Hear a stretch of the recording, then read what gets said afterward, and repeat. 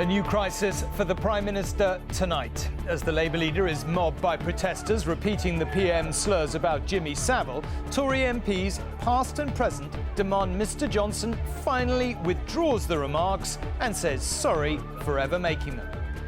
It's a disgraceful episode, and it's part of a downward spiral of behaviour in our politics. And of course, I'm afraid it has been fomented and encouraged by the Prime Minister. And all on the day when the Prime Minister's new communications director made his own mark and headlines by reassuring everyone that Mr Johnson was not a complete clown. Also on News at 10 tonight.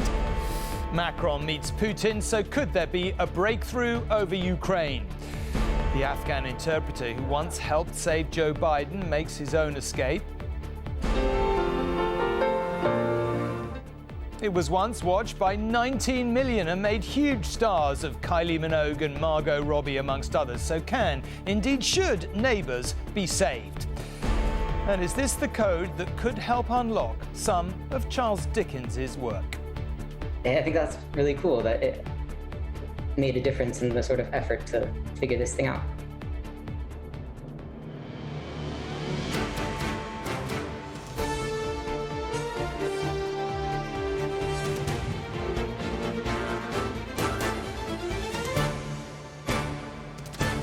This is ITV News at 10 with Tom Bradby.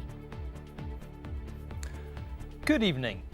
The slurs made against the Labour leader Sir Keir Starmer by the Prime Minister last week, accusing him of failing to prosecute Jimmy Savile, have already cost Mr Johnson dear with the resignation of one of his most trusted and longest-serving aides. Munira Mirza warned him, you will recall, that he really should have apologised for the remarks.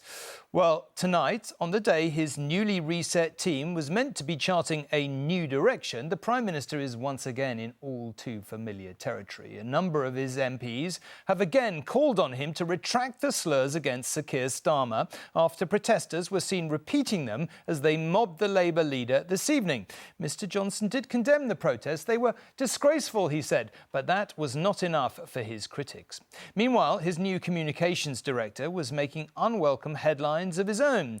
The Prime Minister was not, he reassured us, a complete clown, which was perhaps not quite the endorsement Tory backbenchers were looking for.